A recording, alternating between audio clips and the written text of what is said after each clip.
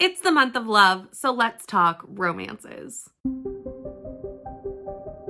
It's February. I always think of February as the month of love and romance. And since last year was the year of my romance reads, I was in my romance era last year and I read so many romances. I thought, let's go over every 5-star romance I had in 2023. I didn't get to talk about most of these in my best books of the year because I had so many amazing books last year that unfortunately some of these amazing romances did not make my best books of the year list, but they are all great. I gave them 5 stars for various reasons, and I want to tell you about them. Some of these are dark romance, some of these are contemporary romance, but wherever they fall in between, I ended up giving 16 of them 5 stars. Some of them are from the same series, so we're actually going to talk about 14 books, technically, and then we have 2 books from 2 series, so we'll kind of clump those together and talk about them together. And I'm sure you've heard me talk about all or at least some of these over the last year because I gave them 5 stars, so I obviously love them, so I obviously talk about them. But here will be a nice condensed version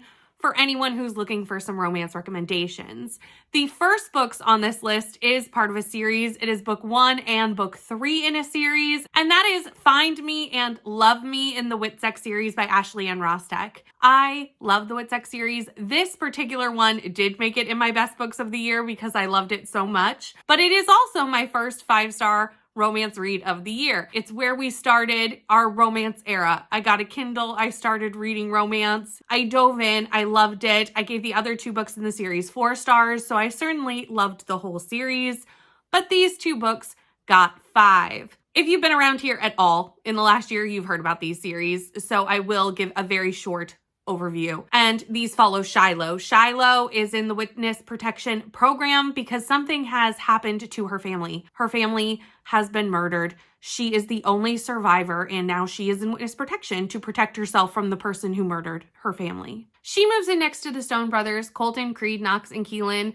I love these brothers. They have my whole heart, and it starts a reverse harem, why choose situation with these 4 brothers. It's hard to pick who's your favorite brother. I have my list, but I love all 4 of them, and I love this series. It's a mix of romance and thriller, and it is fantastic. Then we had Love and Other Words by Christina Lauren. This is a second chance romance. We follow Macy and Elliot. They were friends as children and teenagers. They grew up next to each other, and they went through some hard things together as Macy lost her mother and various things happened in their lives, and it made them grow together. They started a romance as teenagers, but then something happened and they haven't seen each other in a very long time. Now in the present timeline, they have re-met up and they are back together and they are trying to see if there's a way forward for their romance. It's told in 2 timelines, the past and the present, and this one made me well up.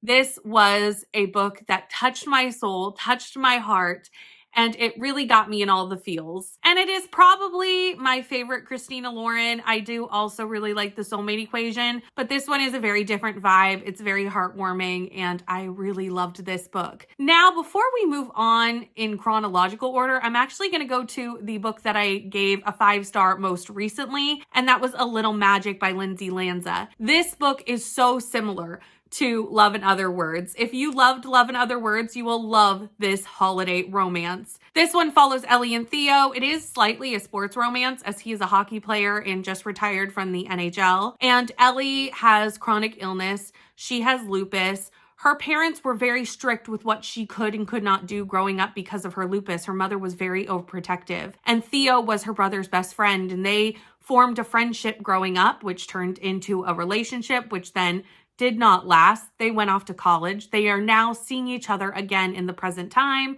and seeing what kind of caused them to break up and if they can continue forward now.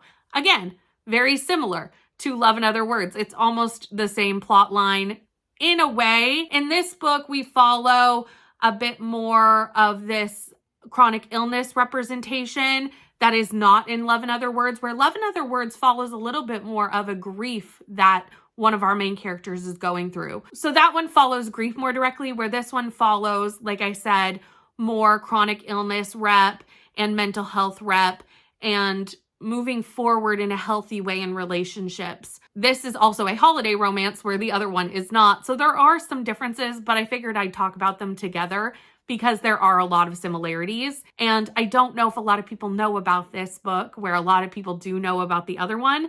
And if you loved Love in Other Words, you will also love this book. Part of Your World by Abby Jimenez. I loved this book. If you want good communication in a romance, it is right here between Alexis and Daniel. Alexis is a doctor. Her parents are doctors. They own a foundation. It really gave me Grey's Anatomy vibes in that way, with Meredith and kind of the way she has the legacy at Seattle Grace. Alexis has a very similar vibe in that way. She gets in a car accident. Her car goes off the side of the road.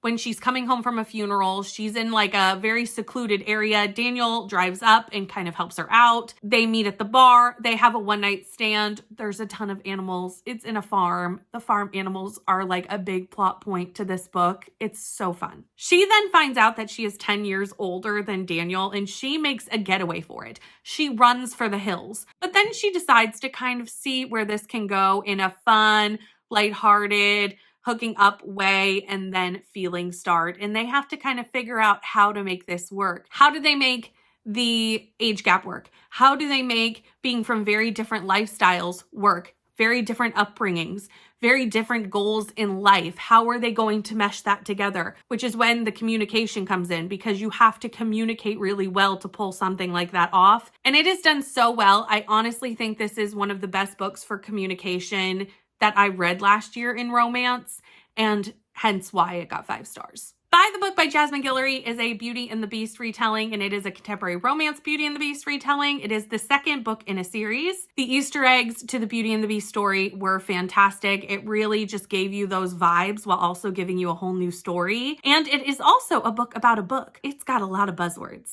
It's got a lot of things that I like and that I think you will like as well. Isabel works in a publishing house. She is an assistant to an editor, and they are trying to get Beau's celebrity memoir published. He is refusing to answer emails. He's refusing to send in drafts. They don't even know if he's writing the book. So Isabel, when she goes to a press event near where Beau lives, decides to walk over, knock on the man's door, and get to the bottom of what is going on. He agrees to start writing the book if she will move in and help him. So she moves into his guest room and they start writing this book. And he is the beast. She is the beauty. It is Grumpy Sunshine. And it is great. Last year, I started my alien romance journey with Ice Planet Barbarians. I started reading Ice Planet, and I have had star ratings all over the map. I've had 1 star, 2 star, 3 star, 4 stars, but I have had a couple of 5 stars. There are a bit of everything in these books, and I've hit them all. And there are 2 books that I ended up giving 5 stars, and that is book 2, Barbarian Alien, and book 8, which is Barbarian Taming. These are both 5-star reads for me. The first one, Barbarian Alien, is a Beauty and the Beast retelling. Do we see a pattern? We might notice that I may like a retelling. We might also notice that Beauty and the Beast is like my favorite fairy tale. This is Liz in Rahash's book. I absolutely loved it. Beauty and the Beast retelling following a blue alien and a human woman. And it was just, it has my heart. It has my heart. It is my favorite Ice Planet Barbarian. Yes, I have given another 5-star, but this is my favorite. And the other one is Maddie and Hassan's story. Maddie has plus size rep, which I really liked. Maddie is one of the females, really one of the only ones that struggled long-term getting into this society. And I really just connected with her story. And I really liked seeing her kind of be very strong, but also really go through a lot of emotions. She didn't just settle in. She really had to come to terms with what was going on around her. Hassan was so understanding with Maddie, and we just love Hassan. And it is almost slightly Grumpy Sunshine, but in reverse, where he's the sunshine and she's the grumpy. I also really liked this one as well. Make Me Wilder did make my best books of the year. It was in the 10th spot. It is the first book in the Wilder Adventure series. I need to continue this series. I absolutely loved it. It follows Lucy and Gabe. Gabe is one of 5 brothers who own Wilder Adventures, which is like a adventure, camping, hiking, fishing, adventure resort thing. The town is now starting to go kind of more higher end. The business isn't doing so well. It needs to cater to more couples retreats and even maybe wedding venues. And the boys are like, we can't do that. The mother brings in Lucy because she can do the PR and change the look of the business and come up with a compromise so that the boys can still do the survivalist stuff that they like, but that they can also, get some money, get some coin, save the business. And there's some enemies to lovers with some serious sexual tension between Lucy and Gabe. It's quite spicy, and I really loved all the brothers and the family, and I need to continue because each book follows a different brother. So I need to get on that. The Charm Offensive, I will read anything Alison Cochrane ever wants to write. I loved Kiss Her Once for Me. It did make my best book of the year in 2022, and I loved The Charm Offensive. This is a romance between Dev and Charlie. Dev is a producer on a dating show. Charlie is basically the bachelor for this dating show. He is trying to pick his love interest amongst a ton of women, but he falls in love with Dev, the producer. We see Charlie really exploring his sexuality in this book and finding out what exactly makes him who he is. And we see Dev, who is already very openly gay, helping Charlie and being there for him and just loving him. But we also have anxiety rep in here. There's so many great things in this book. I absolutely love this book. Alison Cochrane has another book coming out. I already have the arc of it. Need to get to it because I just know I'm going to love it. It's a sapphic road trip romance. I have yet to give Alison Cochrane less than 5 stars. I read the entire Brown Sisters trilogy by Talia Hibbert last year. 2 of them got 5 stars for me. I gave Chloe and Danny 5 stars. I loved both of them. I will say, I think Danny is my favorite book in the Brown Sister trilogy. I related to Danny a lot, and I really love Saphir. Saphir is the love interest, and can we all just have a Saphir? Can we all?